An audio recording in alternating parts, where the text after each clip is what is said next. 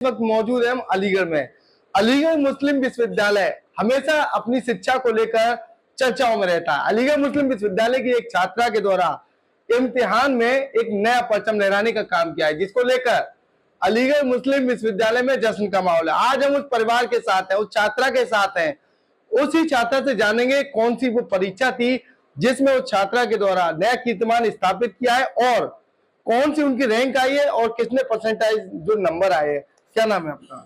Hello everyone, मेरा नाम तमकीन फातिमा है और मैंने अभी यूजीसी नेट में मेरी ऑल इंडिया रैंक 2 आई है।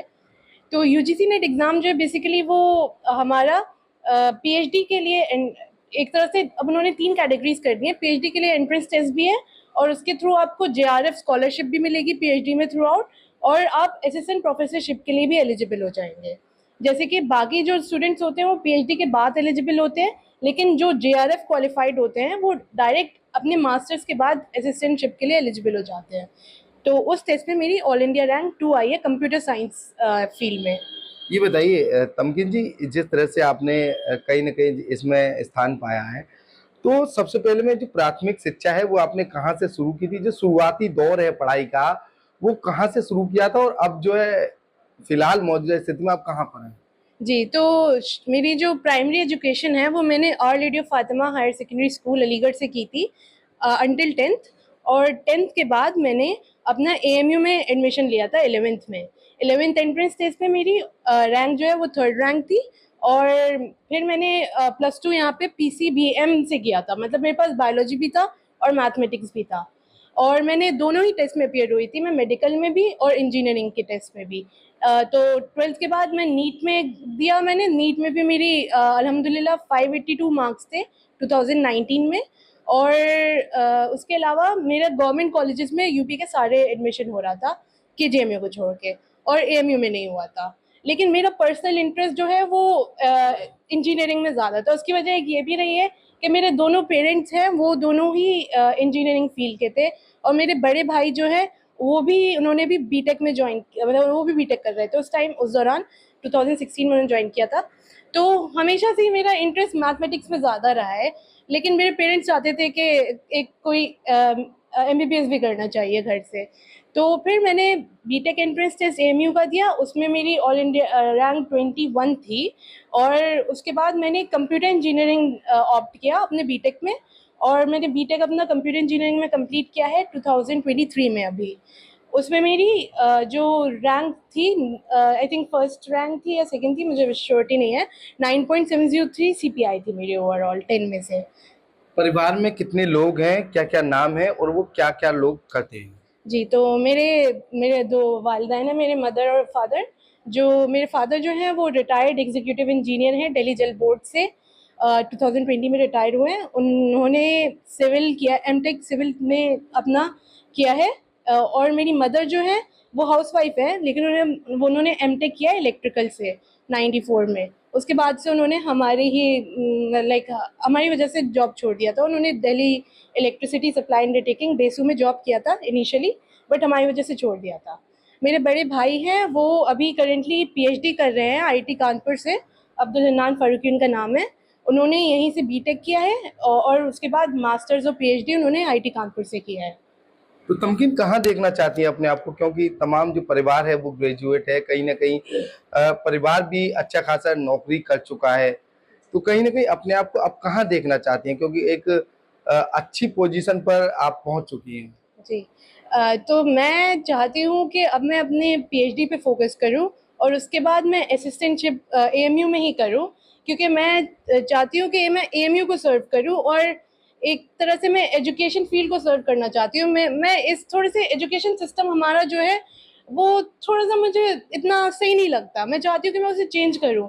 इंस्टेड ऑफ हम एक उस पर फोकस करते हैं आजकल के बच्चे ज़्यादातर कि इस टेस्ट में इतने मार्क्स आ जाएं, हम क्वालिफाई कर जाएं, हम उनका मेन फोकस ये रहता है कि उन्हें कोई ना कोई टेस्ट क्वालिफाई करना है। मेरे हिसाब से जो लोगों को फोकस करना चाहिए वो कॉन्सेप्ट क्लैरिटी को, इस सिस्टम को मैं बदलना चाहती हूँ। अगर आपको सिस्टम को बदलना है तो आपको सिस्टम में घुसना पड़ेगा।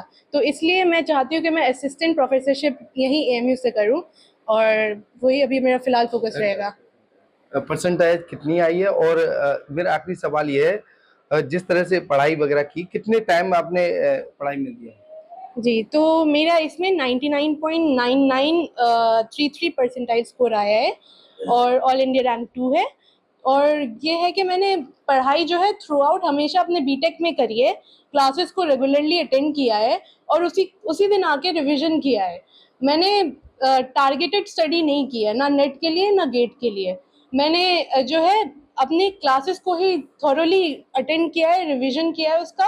और मैंने ज़्यादातर मतलब प्रीवियस ईयर क्वेश्चंस भी नहीं सॉल्व किए हैं, क्योंकि मुझे लगता है उससे इंसान जो है फोकस मतलब एक ही तरह के उसकी थिंकिंग हो जाती है, वो हर क्वेश्चन को उसी तरह से अप्रोच करता है। इंस्टेड अगर आप अपनी कॉन्सेप्ट क्लैरिटी पे फोकस करेंगे तो आप हर ओपन माइंडेडली सोच सकते हैं, हर नए क्वेश्चन को नई तरह से अप्रोच कर सकते हैं। तमकीन, कोचिंग से छात्र पढ़कर आते हैं, जब सफलता मिलती है उन छात्रों के लिए क्या कहेंगे? क्योंकि आपका कहना है बिना कोचिंग के ये सब कुछ हो पाया है। मैं कहना चाहूंगी कि आप कोचिंग देखिए, कोचिंग वाले भी क्या कर रहे हैं, वो पढ़ाई तो रहे हैं, वही आपको पढ़ाई क्लासेस में भी हो रही है।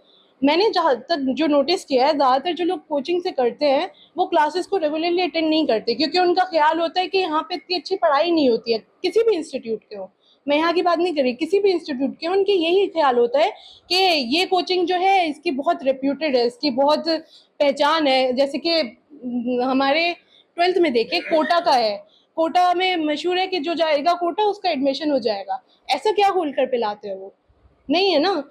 अब वो आपकी सेल्फ कैपेबिलिटी पे डिपेंड करता है। आप अपने आप पे भरोसा रखें, आप अपनी पढ़ाई फोकस करके रखें, आप क्लासेस रेगुलरली करें। हर हर टीचर जो पढ़ा रहा है उससे कुछ ना कुछ आपको नॉलेज ही मिलेगी। उस नॉलेज से आपको कुछ ना कुछ फायदा ही होगा, नुकसान कभी नहीं होने वाला। हो सकता है किसी से थोड़ा कम फायदा हो सकता है किसी से थोड़ा ज्यादा फायदा हो। अब अगर आपको लग रहा है आप रेगुलर क्लासेस कर रहे हैं, आपको लग रहा है कि शायद यहाँ पे मैं इतना सही से नहीं समझ पा रहा, तो आप फिर कोचिंग को ऑप्ट कर सकते हैं एज अ साइड वो, मतलब।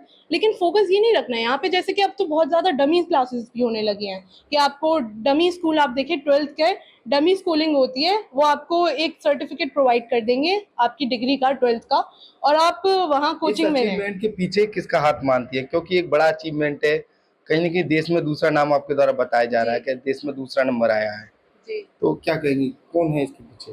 देखिए सबसे ज़्यादा तो मैं अल्लाह का शुक्रिया अदा करूँगी। उसके अलावा मेरे पेरेंट्स दोनों, उन्होंने बचपन से ही मेरा बहुत साथ दिया है। और मेरे भाई जो मेरे हमेशा से आइडियल रहे हैं, उन्होंने हर एक स्टेप पे मुझे मेरी प्रॉपर गाइडेंस दी है। उसके अलावा मेरे सारे टीचर्स, जो मैं अपने स्कूल के टीचर्स भी, जिन्होंने जो OLF के टीचर्स थे, जो +2 के टीचर्स थे, और उसके अलावा जो बीटेक के मेरे सारे टीचर्स हैं, उन सब का क्रेडिट जाता है। कहीं ना कहीं उन सब का मेरे इस अचीवमेंट में बहुत बड़ा हाथ है। अलीगढ़ मुस्लिम विश्वविद्यालय का बड़ा नाम है, आपके द्वारा भी जो अचीवमेंट हासिल किया है, कहीं ना कहीं उससे भी एक नए चार चांद लगेंगे अचीवमेंट में। जी। तो अलीगढ़ के लिए क्या कहेंगे, AMU के लिए? AMU के लिए मैं ये कहना चाहूँगी कि यहाँ पे बहुत टैलेंट छुपा है, उसे खोजने की ज़रूरत है। और हमें, अगर आप अपने आप पे यकीन करें तो AMU जो है बहुत आगे जाएगा। यहाँ के टीचर्स बहुत अच्छा पढ़ाते हैं। आप अगर उस पर फोकस रखें, आप अगर यकीन रखें, तो इंशाअल्लाह ताला AMU एक दिन ऊंचाइयों पे पहुंचेगा। जी बिल्कुल, तमकीन के फादर हैं, उनसे बातचीत करेंगे और उनसे जानेंगे तमकीन की जो कहीं ना कहीं जो तमकीन का अचीवमेंट है उसको लेकर किस तरह की खुशी है और क्या कहना चाहेंगे। जिस तरह से तमकीन ने एक बड़ा ओहदा हासिल किया है उसके लिए क्या कहेंगे? नाम क्या हुआ आपका? मेरा नाम सनाउल हक फारूकी है। मेरी बेटी ने रैंक 2 हासिल की, जिससे बहुत खुशी है हमें। उसने उसने अपनी मेहनत बहुत की है, पढ़ाई पे बहुत ध्यान दिया है, रेगुलर क्लासेस किए हैं, कभी मिस 100% क्लास अटेंड करती है और फिर आगे रिवाइज कर लेती है, तो उसका पूरा जहन नशीन हुआ था उससे। और यही मैं कहूँगा हर बच्चे के लिए। किस तरीके से गाइड किया था बच्चों को, जो बच्चे जो है अब बताया जा रहा है कहीं ना कहीं? बच्चों को यही देखिए, मैंने कहा तो ये जो आजकल सोशल नेटवर्किंग है, इससे दूर रहो बिल्कुल। हाँ, बच्चे व्हाट्सअप है, ये सब चीज़, हर चीज़ से दूर, और अपनी पढ़ाई पे फोकस रखो हमेशा।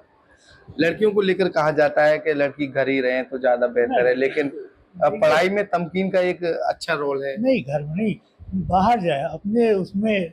जी, हाँ, मतलब ये बच्चों को बाहर भेजने कोई हर्ज नहीं है, पर लड़कियों को पढ़ाना ज़रूरी है। और जो है आजकल सोशल मीडिया है, ये बहुत ही बर्बाद कर रहा है बच्चों को, इससे दूर रहें ज़्यादा अच्छा है।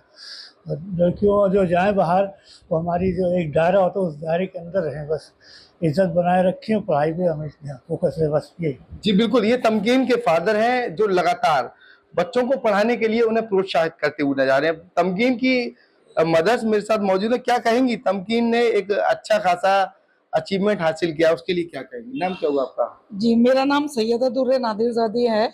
मैं BAMU प्रोडक्ट हूँ। मैंने यहाँ से एमटेक किया था इलेक्ट्रिकल में, और मेरे यहाँ शुरू से एजुकेशन है। मेरी मदर भी AMU से बिलिप थी, मेरे फादर भी यहीं से इंजीनियरिंग थे। तो लड़कियों को ज़रूर पढ़ाना चाहिए, लेकिन हद के अंदर ज़रूर रखना चाहिए।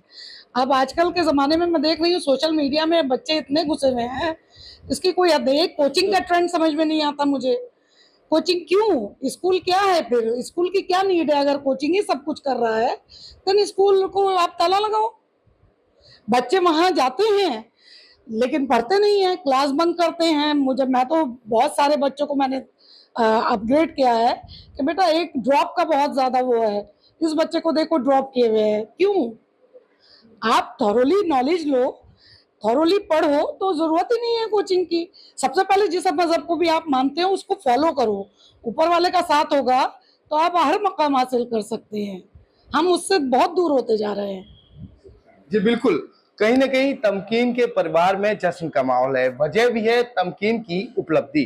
कहीं ना कहीं देश भर में अलीगढ़ मुस्लिम विश्वविद्यालय को लेकर हमेशा चर्चाओं का बाजार गर्म रहता है। एक बार फिर तमकीन की उपलब्धि को लेकर देश भर में जश्न का माहौल है।